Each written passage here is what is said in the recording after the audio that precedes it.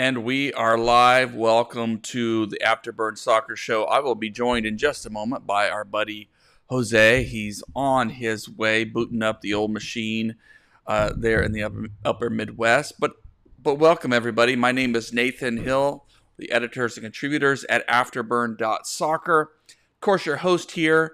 You can follow me on Twitter at Nathan J. Hill. And it's been a minute, folks. That's why in our video, the last goal we have is all the way back in that St. Louis City away match, which FC Dallas lost in the Leagues Cup because then they got bounced at home, and it's been a miserable few weeks with no FC Dallas soccer. Not many highlights to pull from, to draw from, though we may have one or two tonight to share as we talk and get caught up with FC Dallas, North Texas news. The good news is there's a light at the end of the tunnel, right? That FC Dallas is back in action this weekend, and we may see some healthy guys.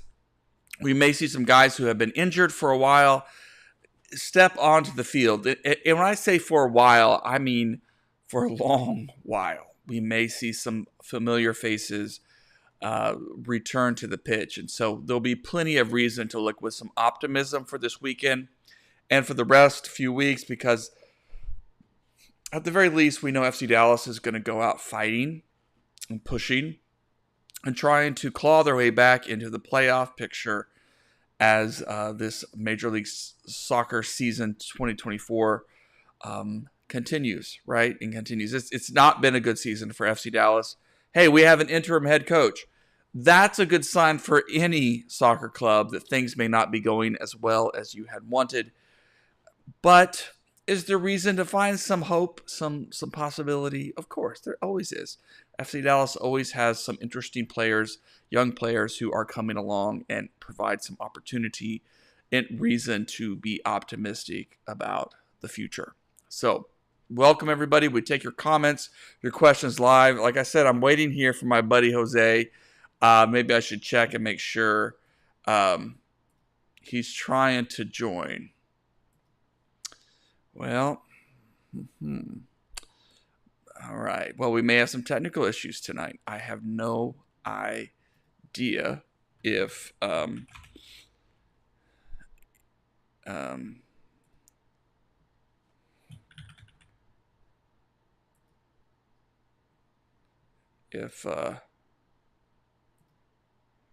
we'll see. I'm actually myself. All right, it looks like it's on his end.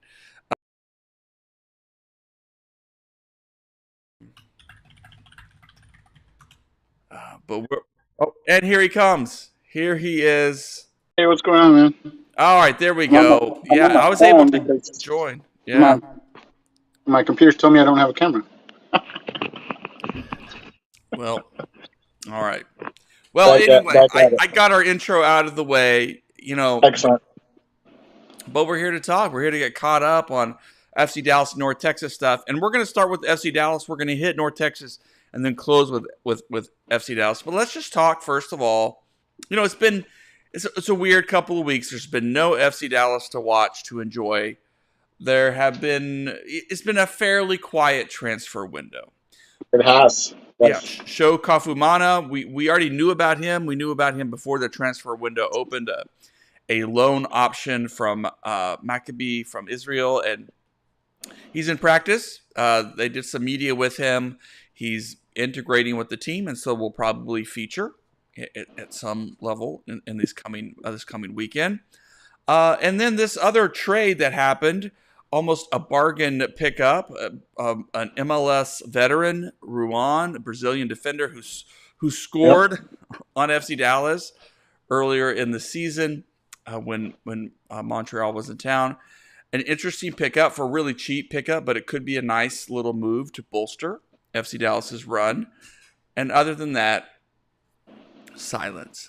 We've had some, so let's just start there before we talk about the rumors, and just get your feeling and for maybe the pulse of FC Dallas fan base. Was this too quiet of a transfer window in your opinion, Jose, or two new players? Is that about what we should have expected regardless. Yeah, two players is what we should have expected. We knew that their hands are kind of tied right now, and they could only add so many players. And they need another midfield since Frazier's injured, so Show steps in. Now, Show doesn't have to be a difference maker. He just has to be a solid contributor, just like Frazier was. Frazier wasn't a standout, but he was solid. He gave us solid minutes. He gave us solid starts when he had to. And that's all you're asking from Show to come in and give you essentially what Frazier gave you. If he can give us more than that, and um, by all means, there's that potential because he's a younger player. He's we don't know how he'll make the leap or not. But then you also added Ron, who, let's just say his addition brings about several changes, like likely puts Tomasi on the bench, frees up Paul to move up higher, Mm. and takes all the pressure off of Giovanni Jesus to come back anytime soon. So, and he can play right wing, which uh, our previous coach could have used him. But Yeah. but I also want to say that both of these players are offensive minded players. Uh, Show is more offensive minded than Frazier, as from what I've seen the videos of him. He's a player that is. I don't know how good of a defender he is, but he certainly looks like a player who wants to progress the ball forward. And Ron is a player that can also attack, from right back and play right wing, which goes to show you that our current manager is more offensive minded than Nico. He wants better attacking options. If Ruan displaces Tuamasi, not only do you get better attacking options at right back, but you also free up Paul to go up higher. So there's two things that are improving your attacking options. So it shows you the kind of manager that Lucen is. He's more aggressive than Nico, and he's more willing to take risks and chances. And if these players pan out for him, he'll have it'll help. It'll help him achieve that.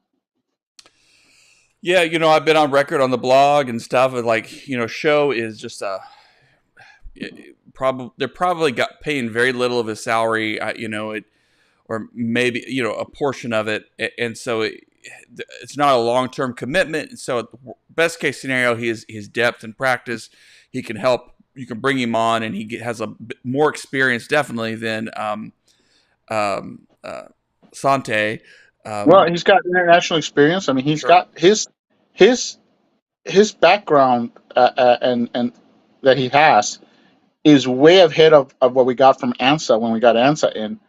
And I think it's a bit unfair to compare the two of them. Yes, they come from the same league, but look at their backgrounds, look at their achievements, and Show. If you look at everything he's been through, has a better resume for joining MLS than Ansa does. Mm. And so I'm not saying he's going to be a world beater, but like I said, he doesn't have to be. He just has to be a solid contributor. And I think so. I think we'll see how the early games treat him. It can be rough transitioning, but I think he is a solid addition. I think they're both solid and unsexy additions, which is something that, of course, is what we all wanted. We wanted a sexy signing, but we're not getting it. Well, I think Ruan is the sneakier one that with these teams rebuilding, FC Dallas, the smart teams know to pick up some of these assets and these players. And I hate that we talk about human beings like that, but yeah, you pick up a player or two from a team that is tanking or struggling and just needs to clear out space and to find a bargain here or there. I mean, that's how you build some really solid teams in this league. You get smart about it. And so Ruan, we know he can do damage in Frisco. We know the guy can get forward. We have missed an attacking right back for a while. So I think it really is.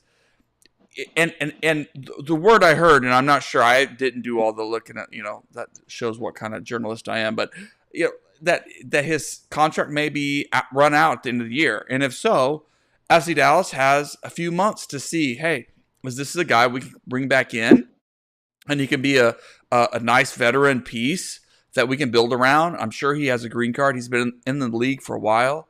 Or, hey, we let him go and we have opened up a spot, free space, in the Well, area. I mean, Giovanni Jesus is coming, so the point is he good enough to beat out a healthy Giovanni Jesus, and if he's not good enough for that, then you don't lose anything by letting him go at the end of the year. You know, he gets to basically trial for the rest of the league and other teams. You know, and of course, depending on his salary, I mean, the team may decide that they need to move on from Tuamasi, in which case a combination of Giovanni Jesus and Juan may be better. It's so yeah. I mean, I think two players. There might have been some thought that we'd see some guys from the roster depart, but with the way the injuries have, it's just been tough on the team. I don't know that there's guys who are healthy that you can afford to let go right now, or loan out or something like that. And so there wasn't a lot for FC Dallas to work with the front office in this transfer window. All the guys that you were most likely to move have been injured. Velasco, Ferreira. All these guys have been injured, and I mean, you could move someone like Tuamas or someone like that, but you're not going to get much. And so, is it really worth it considering all the injuries you've had? And I think the team is smart to basically stay put at a couple of pieces to bolster the defense, the depth of the team, and hope that after the pause, the team will be healthier. Just the team being healthier will improve the team's odds of making the playoffs and a playoff run. Well, and the hilarious thing was that for a while in the early part of the season, the thought was if there are two guys to let go that might have value, it's Sebastian Lletget and Paul Arriola, and they're probably playing as well as anybody right now on the team. So right now, yeah.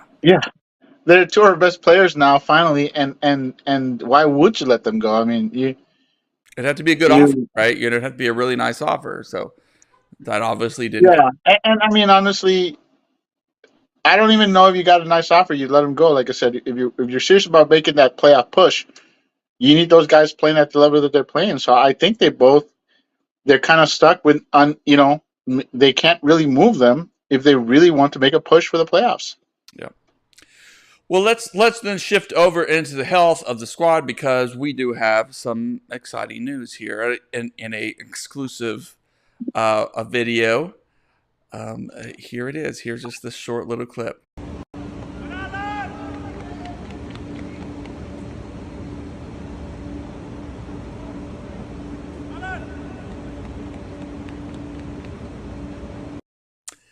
That was Alan Velasco in a scrimmage, in an inter-team scrimmage, just making his way onto the pitch.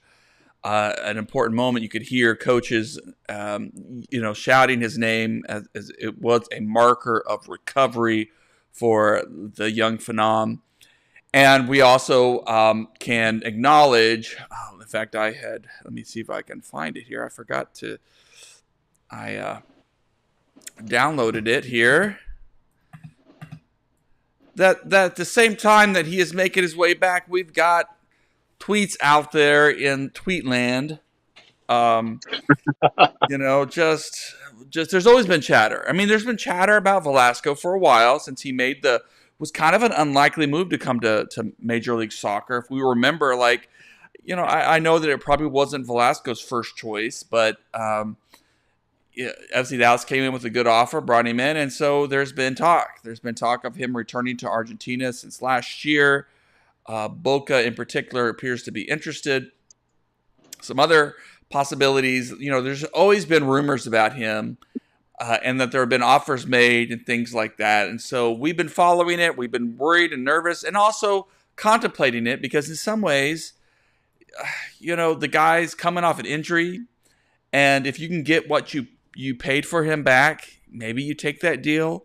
If you make a little profit off of it, you probably take that deal, even though we know that he can be an incredible player for this team when healthy, and in this league when healthy. Still a talent, but coming off a major injury, you never know what you're going to get. You never know if the player's going to be the same as they once were. A year is a long time to be out of action. But so there's still some smoke out there. I did inquire to anonymous source within the front office, and appears to be nothing, no fire to that smoke at this time. But you never know what can happen, and things change quickly in professional soccer across the international marketplace and things. So, but for now, it looks like Velasco is going to be sticking around. He is a FC Dallas player, and he's going to be continuing to work his way back into the team. What role do you think he can play, Jose, down the stretch? Uh, he's a huge role. I mean, Velasco, he's one of those guys that can help break defenses down. That's so important for a team like Dallas that has had issues breaking low blocks in the past. You need a guy that can break defenses down and get the ball to Musa, and Velasco can do that. That makes him priceless. In all honesty, I heard chatter from on on our chat and stuff like that, or people saying get rid of Velasco. That's just ridiculous. That whole chat of him going to Argentina, that's just smoke. Think about it. If a team like Boca is willing to pay that much for Velasco, that should tell you his real value is a lot higher. A healthy Velasco, if he gets going, is going to be worth way more and would have been a massive steal for Boca. And people just need to understand that Velasco's potential is way more than what Boca was offering. And at the end of the day, if you're truly are a selling club like FC Dallas, you would laugh at that offer. You're basically that offer was basically a refund on what they Sure. paid for him. I mean, You but know, sometimes when a player has an ACL injury, that a refund is a pretty good. it is, You know, but well, you would hate to see him go to Boca, have a monster year, and then he's sold for 20, 30 million. And then you'd be like, see, you got, you know. So hmm, I would say I never thought there was anything to that. I always thought that he was out of their price range. And that basically took a while for FC Dallas to confirm that, yeah, hey, he is out of your price range. What you're offering us is not enough. And I think it was like I heard anywhere from 7 million to 11 million. I believe the 11 million is if certain things were met. You know, sure. um, so I believe it was 7 and then 11 million overall. And there's no talk of a percentage, but I mean, a team like FC Dallas is going to want 8 million minimum, and we're talking euros, not dollars. And they're going to want to retain like 40-50% of the kid at that price. Yeah. And there's no way that Boca offered them 50% sell on, because that's what Dallas would want. They'd want to hire for that price. They say, okay, if you turn around and sell them for 30 million, that's 15 million more in our pocket. So I never thought there was anything to it. And Velasco, like I said, if Dallas is serious about making a run, they need Velasco. Even at 70 or 80%, he's a guy that can unlock defenses. And right now, this team is lacking that. Well, that's kind of what I was getting at with my question. Is like, it's unlikely we're going to see. Very unlikely. Who knows what Luxon and company are thinking, but he's not going to start Saturday, right? He's going to come off the bench and give him 10, 20 minutes at most, right? But even if that's his run, working his way back into full fitness, that can be a He's real not, positive. but look at from Velasco's point of view. When he went down, he was playing for a manager that was defensive first. Be careful, you know. Take your time. And now Velasco's coming back to a manager that isn't afraid to let his players go for it. Isn't afraid to say, "Hey, go out there and try. Be yourself. See what you can do. You got the green light." And I think a less than 100% Velasco is going to thrive if he can stay healthy. Will thrive in that system more so than 100% uh, Velasco in Nico's system, which was very defensive and would have shackled him and held him back. So I'm excited to see what Velasco, even at less than 100%, can do. Okay. I'm excited too. I think well, of course, I'm excited to see some FC Dallas soccer again. I'm excited to see Jesus run out there again after some time just to rest his body, hopefully get right, and to see what Luxon can do with a healthier squad as a whole. and recognize. I think he's done a bang up job in the circumstances. I think the Open Cup bowing out of that was a disappointment, and the Leagues Cup performance was a disappointment. And yet, you temper that and understand he has not been playing with a full set of healthy players. He's had to trust some young kids, which maybe he would have wanted to do anyway. But gosh, wouldn't you have loved to bring on Jesus for some of those, when you're trying to push for an equalizer, push for a go-ahead goal? Wouldn't you have loved to have some of these tools and a healthier set of bodies, even if they just give you 20 minutes or something? So any coach wants that. So credit to him for getting some productivity out of young players. But I'm excited to see too, with a stronger squad, what, and he's had now like this mini. It's not a preseason. It's like, it's a summer camp basically to maybe work some other ideas and adjustments into the squad now that he's had time to work with them for a few weeks. Yeah, I mean, I think so. I think we're all curious to see what they do and what's going to transpire. I personally think that they'll take it easy bringing him back. I think he'll be coming off the bench, at least for a couple of weeks. With a player like that, you don't want anything re-aggravated. So I'm looking forward to the next game. And like you said, that hasn't really been going on, but this is good. This team was so banged up; they needed all the rest they could get. They need this light workout. They need to simply get healthy. Ask yourself, think of the best players the team has on the roster, and ask yourself how many times they have started together. We're talking Musa, we're talking Ferreira, we're talking Ilara. I mean, Paul and Leggett. Ask yourself how many times those guys have all started at the same time, and I maybe once all year. Mm-hmm. Right. Mhm. It's been such a tough year. I mean, it's just on so many levels for FC Dallas fans. But from the front office, obviously coaches. You can feel bad about Nico a little bit. Like coaches only have so much. Well, you like to think that they can't control when a player gets hurt, but of course, coaches can overwork players and things like that. I don't think Nico was that kind of coach by any stretch, but sometimes there's bad luck, and coaches, don't get the credit they're deserved for the work that they do. But on the other hand, when you struggle as much as this season started for FC Dallas, and the coach sort of sticks with their ideas, these things happen. So it's good to see like the team maybe get healthier and try to have more options for Peter Luxon so that he can be a long-term answer as a coach for this team and in this league. So some good images from some B-roll from practice that we're seeing as the team has been working out, getting healthy, having some fun together, building some skills and things like that.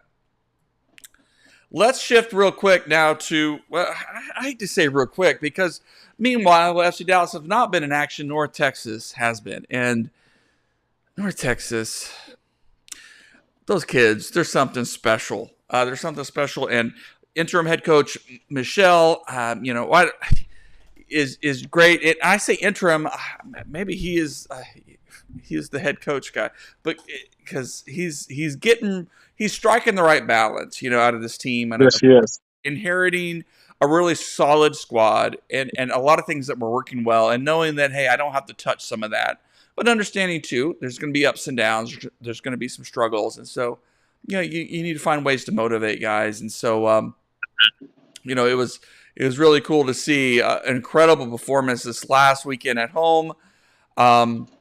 Pedrino even, just earned Player of the Week honors for MLS Next Pro. This kid, I'm really excited about him. I think he's going to be a next FC Dallas senior level signing this coming winter. I mean, we'll see, of course. But he has really come on strong.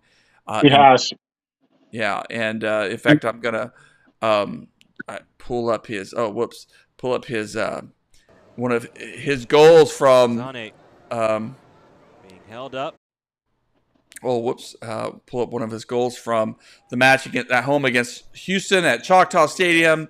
And I mean, it's just this kind of situation, just it's almost too easy. It's almost too easy for almost too easy for a team to leave a guy wide open like that to slot it home. I mean, a 4-1 victory against the Dynamo at home in Choctaw. Domination, guys. And Houston's been a very good MLS Next Pro team the past couple of years. Houston has actually been like a thorn on the side of North Texas for the past couple of years. So to see the North Texas go out there and handle them, that in that fashion tells you a lot of which direction this team is headed in. And while Michelle has inherited a solid team, the North Texas continues to sign young players from the academy. I mean, I've lost track of how many players they've signed from the academy to North Texas SC, and it's been more than the past couple of years combined. A continued push to make it the pathway to MLS this season, and I love it. I'm all for that. That's why you want to watch North Texas SC. You want to watch Pedrinho. You want to watch Scott. You want to see the next big thing coming to FC Dallas. You want to see that next Bernard Kamungo guy come from there, and this team it looks like it's back to its roots. They always were a dominant team in their first couple of years of existence, and the last year or two you saw a little bit of drop off, and it's so good to see them coming back, especially when Dallas is struggling. It's always nice to have your reserve team cheer you up with a good victory here and there. And they are at the top of MLS Next Pro. That's why I had to double check that. 46 points, and they still have a game in hand on the number 2 and number 3 teams with Cincinnati and Cincinnati 2 and Philadelphia 2. And so, St. Louis City 2 is also strong and at their same 21 games played. So North Texas can build on that little bit of padding between those teams if they keep this up. They're fun to watch. They're playing with a lot of moxie, a lot of excitement, and they're getting better defensively. And I think there have been moments where defensively that's been the area they needed to improve on most. So it's a great squad. Tariq Scott had 8 goals. It's funny you say that, but the truth is they have one of the best defensive teams in MLS Next Pro. The problem is that the attack was struggling for the majority of the first part of the season, and so even though the defense was solid, it's not a dominant defense, but it is a solid defense, and they were having to settle for 1-1 draws or 0-0 draws. And now you're seeing that attack get on track, and now it's getting on track, and you better get used to seeing these 4-1, 3-1, 3-0 scorelines, because the defense is, like I said, one of the best in MLS Next Pro. And once the attack gets going, I mean, like you said, they've been dominant. They're way ahead of everybody else in the entire league, and you feel like they haven't even hit their full stride yet. Well, gosh, I don't know how. Let's not forget that Pedrinho's starting to get on track. Rose just came back from injury over at left back, and our midfield is super young. So this team can only get better. I mean, I think as good as they've looked, you have that sneaky suspicion that we haven't seen the best from them yet. But only 21 goals allowed. They are the best in MLS Next Pro. 39 goals for. They're not as good as maybe as Philly 2 there with 47, but their goal differential is obviously better. And Philly 2 always has a strong team. Cincinnati 2 has had a strong team. St. Louis City 2 has had a good team the past few years. So they're in that echelon right now. They're top of the West Conference. It's an exciting team to watch, and more fans should get out there to Choctaw Stadium to check things out. And I, and let me just add that North Texas SC and Philadelphia too are teams that are doing it right. They're not loading up their teams like Columbus Crew 2 with Division 3 players that were stars at in other MLS Next Team Pros that aren't good enough for MLS. So Columbus Crew has won the last two titles by fielding a legit Division 3 squad. Not necessarily a good squad for developing their players. They field a lot of players that are blocking the path of the few good prospects they got. So, and they're not the only teams that do it. They're just the ones that are the best at it. So it's nice to see Philadelphia and FC Dallas, two teams known for their development, rising to the top this year. And it would be nice to have one of those teams that puts development first be the next champs, because that's what I want to see. Like I said, I was always impressed with Columbus Crew. I'm not ripping on them. Their style for them works, but like I said, they're feeling a legit Division 3 squad, and not necessarily focusing on development like teams like North Texas and Philadelphia are doing. So exciting stuff in North Texas. Great job to head coach Michelle for his work with them.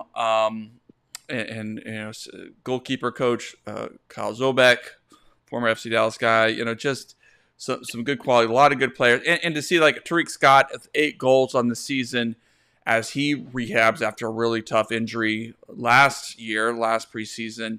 Just to see some guys, you know, and get those minutes, grow in confidence, grow in ability. Even a Solly, I just love that they're bringing Solly along with patience. Whether or not, you know, he becomes this phenom that some folks think he is, he's an incredible player. He can do incredible things with that team, and he's going to get his opportunity with FC Dallas, I think, and just giving him confidence and minutes in this system is great for this team. Well, let's prepare to close out the show with just this. Right now, we know the state of this squad. From my internal birdie, it sounds like this is going to be the squad that FC Dallas is going to see out the rest of the season. We're not expecting any other signings or free agents. You know, maybe something crops up, but maybe there's a departure that crops up. But, you know, Velasco, you know, he's a valuable player. Maybe someone comes in with the offer, and, you know, FC Dallas can't say no to that. But for now, this looks like the roster. It's a tough schedule ahead. I mean, there are some home games left, and they got to win those. But a lot of more away games than home games, I believe. And so the question is, can FC Dallas, you know, rebound, retool, and climb their way back into, even if it's a play-in playoff spot? Is that what we should hope for as FC Dallas fans? Or should we just hope that this team, you know, looks lively, has some great moments going down the season, and feel pretty good about that? You know, it's hard to care. You want your team to win. I think they should be going for the playoffs, but it may not be possible. You know, who knows? We'll see how other teams come out of this Leagues Cup. We got teams like Colorado. Well, and actually, we got a comment here. Gerald Berry, just thanks for joining us. Will Luchin get promoted to full-time manager next season? I mean, that's kind of what we're talking about here. Is like the stretch of games. Peter Luxon is going to have an opportunity to make his case to be the next FC Dallas head coach. No interim tag. What does he need to do to show that? What does the team need? Obviously, I think if he makes the playoffs, he gets this team into the playoffs, even if a playing game and they lose, I think he gets the nod. I mean, that's good work. You know, that's really.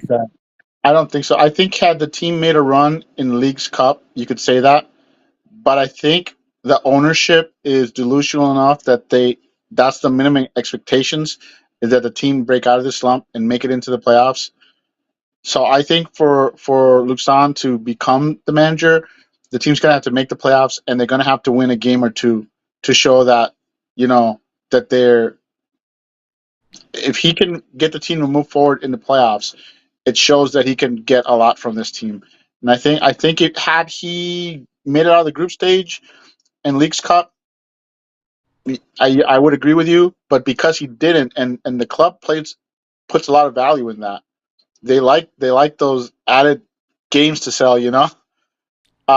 I think that's a huge knock on him that the team did not make it out of the group stage, and he needs to do more than just the minimum expected. Okay, that's interesting. Part of me, I would agree that, like, Open Cup loss in particular is even more stinging than Leagues Cup, because Leagues Cup the team was even more banged up. I mean, in Open Cup they were a little bit healthier, and you Mhm. wanted them to go out with a bit more fight. They faced Sporting Kansas City twice in a week and just couldn't put it together. And there was just a lot of disappointment about that on my end. Leagues Cup, the team was even, it was just, I mean, Carl Sante started. Did he start both of those matches, or at least one? And I love the kid, but gosh, that's a lot to to put on his shoulders, put on a coach and a young guy's shoulders in that scenario. Yep. But yeah, I think I think for me it's so. Let's go back in time to John Gall, who is now an assistant coach with FC Dallas. Well, he took over as interim as North Texas head coach last season after Yep. Javier Cano was let go, and North Texas was struggling. And John Gall didn't necessarily end out the season. It was it was improved play, but they didn't, I think, get Yeah. into the postseason, right? But he still got the permanent job, which, hey, North Texas, the stakes are a bit lower. But I did like that the front office appeared to see something in the overall response of that player. And they came out again this season. John Gall, as head coach, before he took the assistant coach position, just had him blasting forward, and so I appreciate that. I appreciate that, what we see from the outside as fans, as media or whatever, we see results. We think playoffs are bust. But I could understand too if front office looking and saying, things haven't been great. Not all these things went the way we wanted them to go, but like he he helped this team gain confidence. He helped these players grow together. He helped them put some pieces in place that we think are worth exploring on a longer term basis. So Yep. regardless of if that's what they guess, regardless of what happens with the playoffs, okay, fine. If that's what you think, and that give him some tools to rebuild the roster the way he wants, some pieces, fine. Okay, that's what you want. But if we're talking results here, I think I don't you want to make the playoffs at least. You want this team You pull off an away win or two down the stretch. Because if they're going to make the so, playoffs and make a run, they're going to have to win some away games, right? yep. Well, they don't necessarily have to win an away game. They have to at least get some draws on the road. At least two draws. You know, so if they can't get any W's on the road, they're gonna have to find a way to get to steal a couple of points on the road, and I think they're good enough for that. The question is, can they win? They have to win all their home games, and they got some tough matchups there. So it'll come down to reviving, Fort Frisco, and then playing better on the road. It's Yeah. gonna be close. They may even then that might not be enough. They may need some help. We'll see. But what It's I'm hearing from they're you, giving Jose, themselves a shot. you're are you so? I mean, I guess this is my bottom line question: should FC Dallas fans allow ourselves to feel some higher expectations, or should we lower our expectations for these next few weeks? Well, I think we all know that FC Dallas fans are a pessimistic bunch, and Yeah. I would say not necessarily raise your expectations, but don't be so down on the team. The team's got a shot, and so I would say be less pessimistic. That's all I would say. The team's got a shot, and that's all you could ask for. From as bad as we went from one of the worst starts in the history of the franchise to suddenly being a couple of points out of the playoff uh, knockout game. That's I think this team is trending in the right direction. All right. Well, that's good. I think that's a fair assessment. Yeah, like, hey, if the team sold a bunch of players during this transfer window, then yeah, Mhm. I think it could really lower our expectations. But hey, brought in a couple of reinforcements. One of which Ruan, I think, is a starter quality kind of guy in MLS. Yeah, this team is going to push. They're going to fight to the end. Maybe they don't make the playoffs. Maybe they eke in. Maybe other teams struggle and they make their way in a little bit better than we expect. But um, I think the big thing is, can Luke Son get this squad to win a game on the road? Yeah, maybe a couple of away draws will suffice, but they got to look better on the road. It's been their Achilles heel this season. Absolutely, absolutely. They need to figure out a way to get some points on the road. That's a given. Without that, if they don't figure that out, it doesn't really matter what they do at home. Yeah. Well, good. Well, we need to leave it there. So we hit FC Dallas. We talked about Velasco rumors. We talked about North Texas, and we set our expectations for the rest of the season. FC Dallas is back at home this weekend. It's Star Wars night. I've been getting the emails. Who do they play? Oh, gosh. Colorado, right? Yeah, I think so. And My Colorado, just sold knocked out. They just knocked out Club America, man. right and sold their one of their center backs, a super Yeah, draft their best pick. defender. They sold their best defender, and then they knocked out Club America to go into the semifinals of Leagues Cup. And my brother-in-law is a Rapids fan, and I've been hearing all about it nonstop. Yeah. And Well, I'm credit to tired of them. it. I mean, gosh, Colorado is Yeah, man. always a tough place to play. They were a miserable team last year, and they went out and they got a bunch of players this year, and kudos to them. They turned it around and they put themselves in the spot to at least get one of the three spots, CCL spots, during Leagues Cup. So Mm. good on them. Yep. So that could work in our favor. They get punched out or what, but we'll see. All right. Well, appreciate y'all. Well, I think they're guaranteed two games because they got the semifinal game and there's a third place game.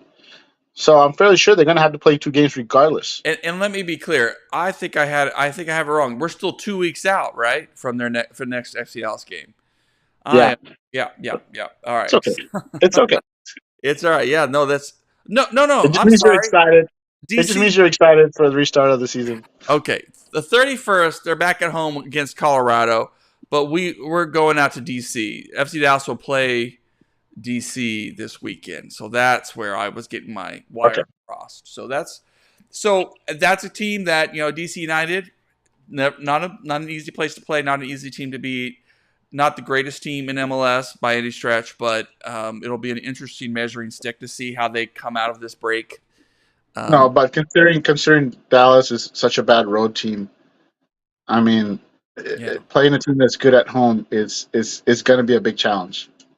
yeah, and you're right. If the Rapids can retool, rebuild, so can we. All right. That's right. There's always It next gives you year. hope for the future. All right. Well, thanks, Jose.